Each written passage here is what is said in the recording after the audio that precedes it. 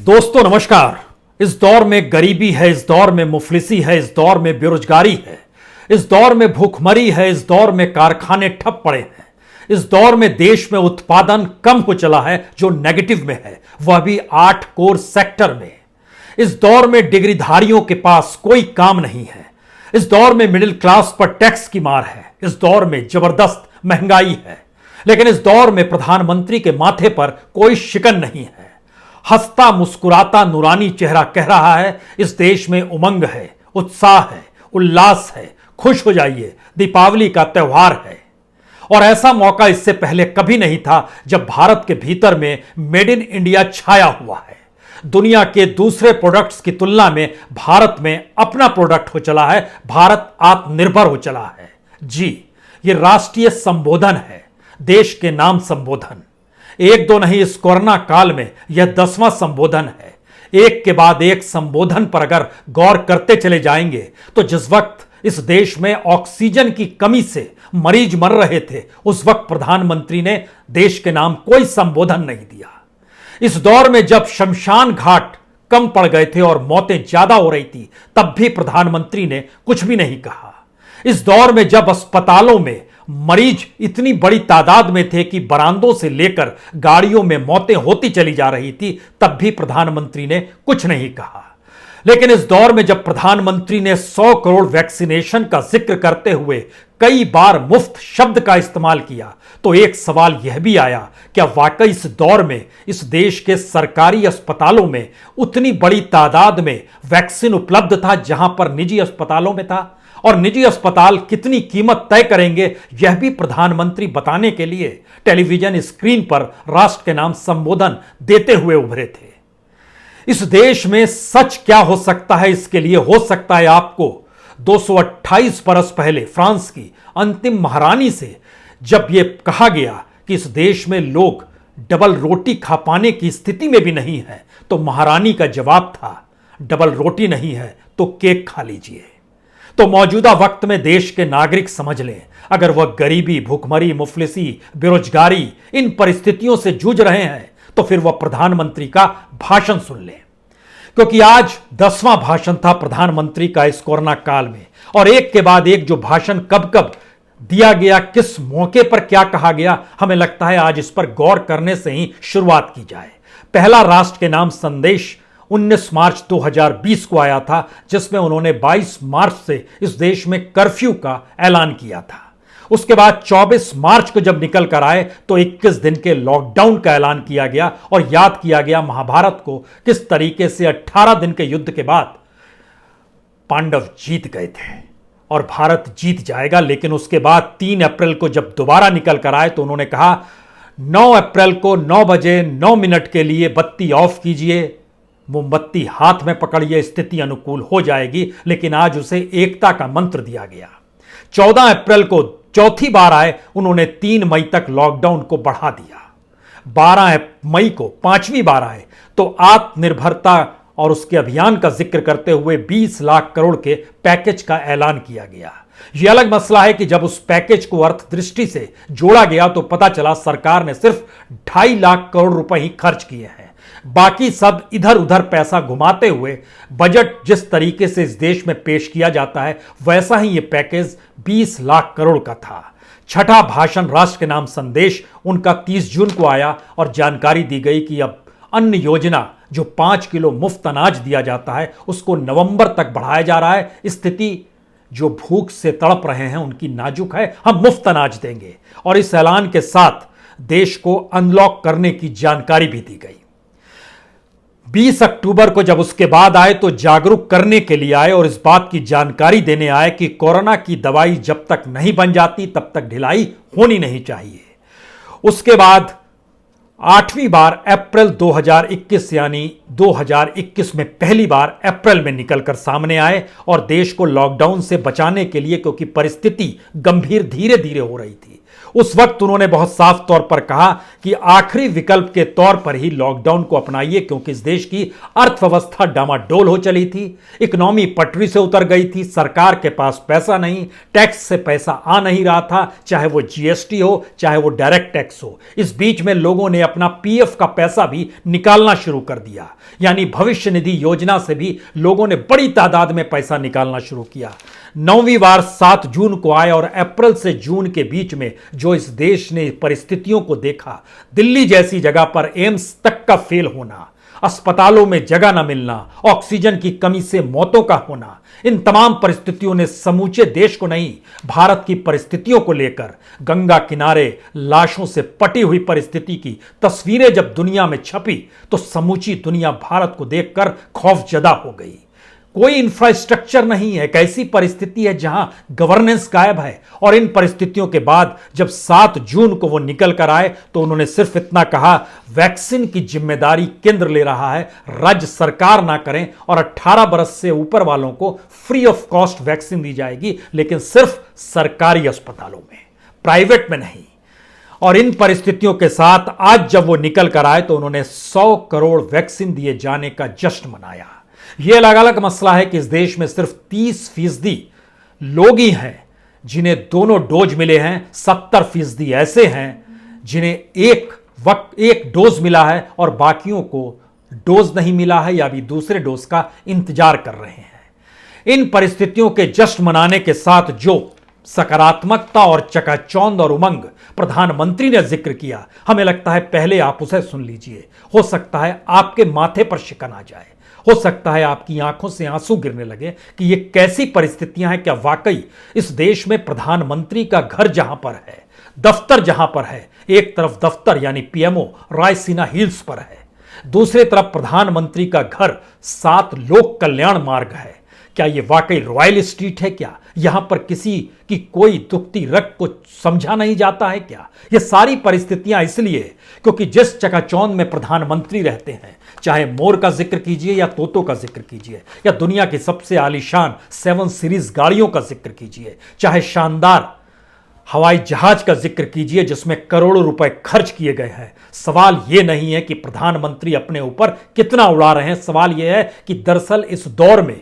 प्रधानमंत्री देश के लोगों से कट गए हैं क्या, और सिर्फ संवाद है उनके पास उस दर्द और उस घाव पर मलहम की जगह जिस तरीके से वह अपने चकाचौंध के मलहम को परोसना चाहते हैं। हो सकता है वो राष्ट्रीयता से ओतप्रोत हो सकता है उसमें जो लेप लगाया जा रहा हो उसमें बार बार देश का जिक्र करते हुए प्रधानमंत्री अपने संवाद को कह रहे हो, लेकिन जो लोग इस देश में परिस्थितियों को देख रहे हैं, समझ रहे हैं, जरा समझिए। प्रधानमंत्री ने अपने भाषण में कहा, रिकॉर्ड निवेश हो रहा है, यानी दुनिया का पैसा भारत में खूब आ रहा है।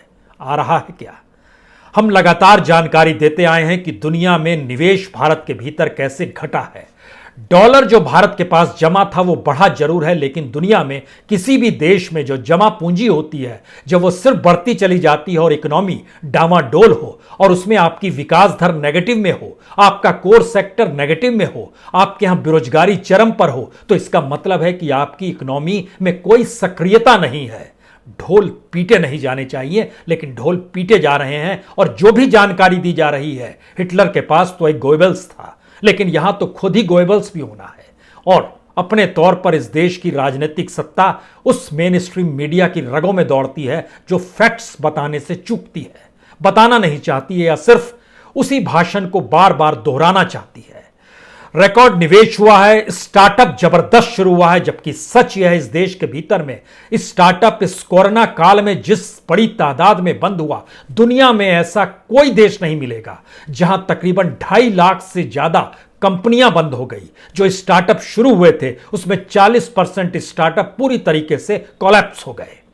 रोजगार मिल रहा है, रोजगार बढ़ रहा है। कैसे परिकल्पना की जा सकती है? सरकार का आंकड़ा एनएसओ का हो या फिर सीएमआईई का हो, वो आंकड़े बतलाते हैं कि बेरोजगारी चरम पर है और परिस्थितियां कितनी नाजुक है। हमें लगता है आज इसको भी आपको जानना होगा, क्योंकि जब आप ये सुन रहे हैं प्रधानमंत्री कहते हैं रोजगार चरम पर है, तो एक सेकंड के लिए ध्यान दीजिए। इस देश में राज्य सरकारों के रोजगार दफ्तरों में तकरीबन 4 करोड़ रजिस्टर्ड बेरोजगार हैं और केंद्र सरकार ने अपने तौर पर जो रोजगार का पोर्टल शुरू किया है लेबर मिनिस्ट्री के तहत, नेशनल कैरियर सर्विस पोर्टल, उसमें तकरीबन अगस्त के महीने में 80 लाख लोग रजिस्टर्ड थे, सितंबर के महीने में 95,39,000 हो गए और अक्टूबर के महीने में यह 1,10,00,000 हो चले हैं और रोजगार उपलब्ध है सिर्फ 1,46,000।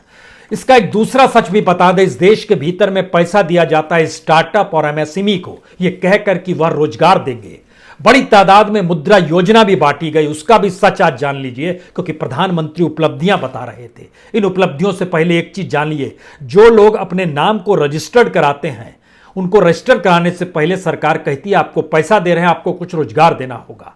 तो जो सरकार का नेशनल कैरियर सर्विस पोर्टल है, उसमें जिन्होंने अपने आप को रजिस्ट्रेशन कराया हुआ है कि हम नौकरी देने वाले नियोक्ता हैं, यानी नौकरी देंगे, उनकी संख्या 1,70,056 है और नौकरी जो उपलब्ध है वह 1,46,293 इस पोर्टल पर बताई गई है। यानी इस देश में जो नौकरी देने वाले हैं, औसतन एक नौकरी भी एक ऑर्गेनाइजेशन दे पाने की स्थिति में नहीं है। यह इस देश में बेरोजगारी का सच है। इससे जुड़ा हुआ सच यह है कि यह ऐसी परिस्थिति में भारत आ गया है जहां पर बड़ी तादाद में लोग देश छोड़ रहे हैं। इसका जिक्र बाद में करते हैं, लेकिन उससे पहले सुनिए। और प्रधानमंत्री कहते हैं हाउसिंग सेक्टर उफान पर है, जबरदस्त बढ़ रहा है, रिफॉर्म की स्थितियां अनुकूल हो चली हैं, कृषि इकोनॉमी ने इस देश के उत्पादन को संभाला, यह फैक्ट है। जिस समय इस देश में उद्योग धंधे चौपट हो गए, जो अब बैंकों से कर्ज लेकर उद्योग धंधे चौपट होने के बाद कॉरपोरेट और इंडस्ट्रीज इस देश को छोड़कर भागने लगे और इस देश में बैंकों का एनपीए बढ़ता चला गया। यह भी सच जान लीजिए, मोदी के काल में, इस देश के मोदी काल में लगभग 18 लाख ग्रॉस एनपीए दिया गया है। मनमोहन के काल में 5 लाख करोड़ रुपया दिया गया, तो यहां 18 लाख करोड़ का चक्कर है, इतना दिया गया है। मनमोहन के काल में 32,000 करोड़ रुपए माफ किए गए थे, रिटर्न ऑफ किए गए थे, तो मोदी के काल में इस दौर में लगभग 6,18,000 करोड़ रुपए माफ किए गए हैं। लेकिन प्रधानमंत्री की उपलब्धियों का ढांचा रुकता नहीं है, वो लगातार इन बातों का जिक्र करते रहे। उन्होंने कहा कि किसानों के खाते में डायरेक्ट बेनिफिट जो दिया जा रहा है, डीबीटी, वो सीधे पहुंच रहा है, इसमें कोई दिक्कत नहीं और किसान खुशहाल हो रहा है। यानी इस देश के भीतर में किसान आंदोलन और किसान की आय वो सब बेमानी हो चली है। इस दौर में मंडियों में जो अनाज जिस कीमत पर बिक रहा है और रोज जो जानकारी निकल कर आती है, चाहे गेहूं चावल हो, चाहे गन्ना की फसल हो, चाहे आपको दाल ही बेचनी पड़े, ये सारी परिस्थितियां बतलाती है कि किसान को लागत नहीं मिल पा रही है। लेकिन प्रधानमंत्री के माथे पर कोई शिकन नहीं है। वो सीधे तौर पर कह गए किसानों के खातों में रकम, किसानी शानदार चौतरफा सकारात्मक परिस्थिति ही और गतिविधियां ही इस देश में रेंग रही है और मेड इन इंडिया ने कमाल कर दिया है। और मेड इन इंडिया का सच अनूठा यह है कि इस दौर में मेड इन चाइना के साथ भारत का व्यापार लगभग 70% बढ़ गया है, इसी दौर में जिस दौर में यह भाषण देश के नाम राष्ट्र संदेश दिया जा रहा है। तो सवाल 100 करोड़ के साथ जुड़ी हुई परिस्थितियों से अब आप असल परिस्थिति पे आइए। जब इतनी चकाचौंध इस देश के भीतर में है, तो हमें लगता है आज रईसी से ही शुरुआत की जाए। इस देश में अगस्त के महीने में, इससे पहले तमाम वर्षों में जो भी अगस्त का महीना आया, उसकी तमाम तुलना में इस बार एजुकेशन के लिए जो लोन लिया जाता है और उस लोन के जरिए विदेशों में जो बच्चे पढ़ने के लिए जाते हैं, उन्होंने सबसे ज्यादा लोन अगस्त के महीने में लिया है। वो लोन की तादाद जो है वह तकरीबन 780 मिलियन डॉलर की है, यानी इसको रुपए में कन्वर्ट कीजिएगा तो 5,837 करोड़। पिछले बरस ये सिर्फ 3,033 करोड़ था, लेकिन पिछले बरस कोविड था। लेकिन उससे पहले अगर आप चले जाइए, कोविड ना जब आया था उससे पहले 3,973 करोड़ था और आज की तारीख में 2,000 करोड़ रुपए बढ़ गया है। कोविड से ठीक पहले और कोविड के ठीक बाद इस दौर में भारत के तमाम एजुकेशन इंस्टीट्यूशंस बंद पड़े हैं। सवाल इतना भर नहीं है, सवाल है इस दौर में अगर इस फाइनेंशियल ईयर को ही आप देखिए, अप्रैल से अगस्त तक के बीच में जो लोग विदेशों में पढ़ रहे हैं, वो ट्यूशन के लिए पैसा भेजना पड़ता है, वहाँ पर studies, travel, employment, immigration, maintenance जो अपने रिलेटिव की होती है, इन सारी चीज़ों को जो पैसा यहाँ से भेजा जाता है, उसमें इतना ज़्यादा इजाफा हुआ है कि इससे पहले कभी नहीं हुआ था। इन सिर्फ अप्रैल से अगस्त के बीच में, यानी इन 5 महीनों में 51,918 करोड़ रुपए। पिछले पूरे बरस में 30,000 करोड़ रुपए भेजा गया था, लेकिन कोविड से पहले पूरे साल में 1,40,347 करोड़ रुपए भेजे गए थे। उस तुलना में जब निकल कर आइएगा तो लगभग उसकी बराबरी या उससे ज्यादा इस फाइनेंशियल ईयर में हो जाएगा। क्यों भारत के भीतर कोई पढ़ाई उपलब्ध नहीं है और इतनी बड़ी तादाद में बच्चे लोन लेकर बाहर जा रहे हैं पढ़ाई करने के लिए, और परिस्थितियां नाजुक ऐसी होती चली जा रही है। जब हम इन बात का आपसे जिक्र कर रहे हैं, इस दौर में बरस दर बरस इस देश के बिलियनियर्स ने छोड़ना शुरू कर दिया। खास तौर से इस देश में जो मेडिकल इंफ्रास्ट्रक्चर से सामना हुआ, पैसा है लेकिन आपका इलाज नहीं है, पैसा है लेकिन अस्पताल में भर्ती होने की स्थिति नहीं है, इसी कोविड पीरियड में तो हुआ है। सारी चीजें तो इसी दौर में हुई हैं। उस दौर में इस देश में कितनी बड़ी तादाद में लोग इस देश को छोड़कर बाहर चलते चले गए।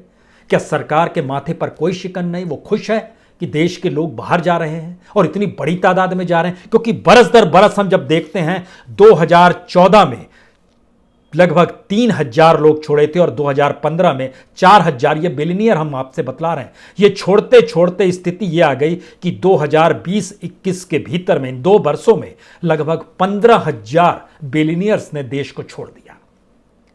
ये दुनिया के अलग अलग देशों में चले गए। इस देश के भीतर के इंफ्रास्ट्रक्चर, चाहे वो एजुकेशन का लेकर हो, चाहे वो हेल्थ सिस्टम का लेकर हो, चाहे वो टैक्स की परिस्थितियां हो, चाहे इस देश में इंडस्ट्री और कॉरपोरेट को चलाने की परिस्थितियों से जो जूझना पड़ रहा है, रईसों को भी उनके सामने भी दुखद स्थिति। और इसके ठीक समानांतर हमें लगता है यह भी आज समझना चाहिए, यह देश भूख से गुजर रहा है। और यूनाइटेड नेशन की रिपोर्ट बहुत साफ बतलाती है, इस देश में एक ऐसी अराजकता की परिस्थिति है, सिस्टम नहीं रेंगता है, कि दुनिया में भारत एकमात्र देश है जहां पर भूख सबसे ज्यादा है और जो अनाज बर्बादी होती है वह भी सबसे ज्यादा है।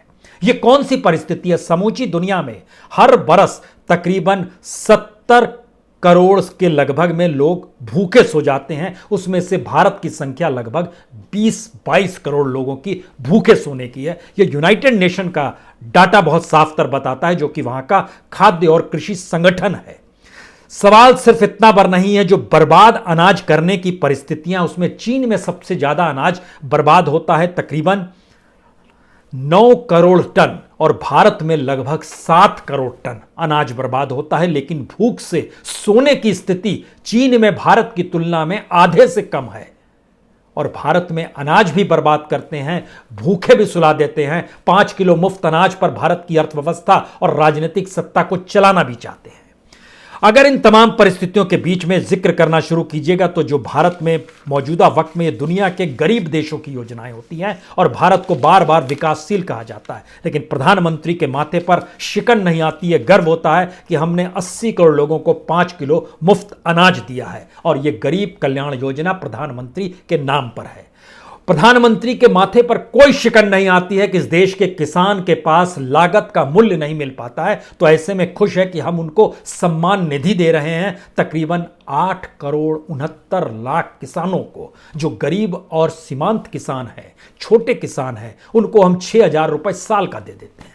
कमाल की परिस्थिति के बीच ये सच है, 6,000 रुपए हम देते हैं, 2-2 हजार रुपए हर 4 महीने पर देते हैं। इस देश के जो वरिष्ठ हैं, गरीब हैं, विधवा हैं, दिव्यांग हैं, उनमें से जो 3 करोड़ लोग हैं, उनको हम 1,000 रुपए 3 महीने के लिए दे रहे हैं। यह ऐलान करते हुए भी माथे पर कोई शिकन नहीं कि देश की इकोनॉमी कैसी है। सकारात्मकता ही सकारात्मकता है, चकाचौंध ही चकाचौंध है। और उसके ठीक पैरेलल में कोविड के भीतर का सच क्या है? 20 करोड़ महिलाओं के जनधन योजना में 500 रुपया हम 3 महीने के लिए डालेंगे। आप समझिए इस देश की प्रति व्यक्ति आय क्या है और लोगों को जीने के लिए कितना पैसा चाहिए। ये तमाम डाटा सरकार बताती है। हम कितना, किसी को 500 रुपए दे रहे हैं, किसी को 1,000 रुपए दे रहे हैं, किसी को साल में 6,000 दे रहे हैं, किसी को 5 किलो अनाज दे रहे हैं। जो उपलब्ध परिस्थितियों के बीच में जो 7 करोड़ घर हैं, 63 लाख महिलाएं हैं, उनको कह रहे हैं हम आपको लोन दे रहे हैं, 20 लाख रुपए का लोन आपके लिए, आप अपने तौर पर चीजों को डेवलप कीजिए और चीजों को आगे बढ़ाइए। और जो लोग इस देश में कंस्ट्रक्शन वर्कर हैं, जिनकी तादाद 3.5 करोड़ है, उनके लिए आप एक हम वेलफेयर फंड बना रहे हैं स्टेट के साथ मिलकर।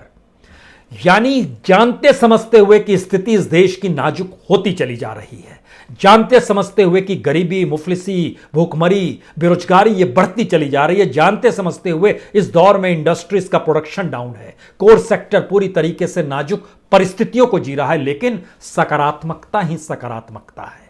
चकाचौंध, उमंग, उत्साह, उल्लास, दीपावली का मौका है, आप खुश हो जाइए, क्योंकि इन सब के बीच हमें लगता है कि सरकार की किसी भी योजनाओं का जब आप जिक्र करना शुरू करेंगे तो दो बातों का सच और जानिए। सबसे बड़ा सच यह है कि इस दौर में जो कोविड काल का दौर था, 2018 से शुरू करते हैं और आज की तारीख में जब आप 2021 पर निकल कर आते हैं तो इस दौर में सरकार के आंकड़े बतलाते हैं कि तकरीबन 2,38,223 कंपनियां इस दौर में बंद हो गई।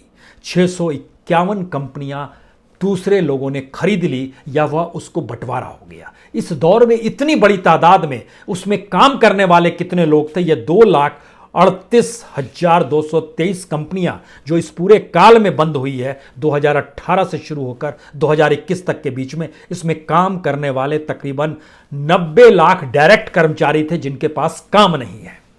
सरकार इनको अनऑर्गेनाइज्ड मानती है, लेकिन जब पेरोल पर भी आइएगा तो इसके पेरोल से जुड़े हुए तकरीबन 12 लाख लोग बेरोजगार हो गए। सरकार मानकर, और इन लोगों ने पीएफ का पैसा निकाला जो भविष्य निधि का पैसा होता है, लेकिन माथे पर कोई शिकन नहीं, सरकार यह मानकर चल रही है। और उसमें ऐसा नहीं है कि कोई दूसरा राज्य ना आया हो, उसमें दिल्ली एनसीआर का इलाका टॉप पर है जहां पर यह बंद हुई हैं कंपनियां। उसके बाद हरियाणा आता है, उसके बाद उत्तर प्रदेश आता है, उसके बाद हिमाचल आता है, फिर उत्तराखंड आता है, फिर पंजाब आता है, फिर चंडीगढ़ आता है। इतनी बड़ी तादाद में इन जगहों पर कंपनियां इस दौर में बंद होती चली गई, लेकिन चकाचौंध है, उत्साह है, उमंग है, सकारात्मकता आप रखिए बनाकर। आपको दुख नहीं होना चाहिए, आप दुखी मत होइए, आपकी आंखों से आंसू नहीं निकलेगा, क्योंकि हम मुस्कुरा रहे हैं। हमारे चेहरे को देखिए आप और खुश हो जाइए और मानकर चलिए कि फिर आपका पेट भर गया और आपके चेहरे पर मुस्कुराहट आ गई। एक आखिरी सच हमको लगता है आपको बताना चाहिए, यह सरकार की मुद्रा योजना है। इस मुद्रा योजना के जरिए सरकार ने कहा हम लगभग 50,000 से 10 लाख तक का लोन 3 ग्रेड में देंगे। खुद सरकार और बीजेपी ने इसकी जानकारी प्रचार के जरिए दी कि इस देश के भीतर में लगभग 31 करोड़ 59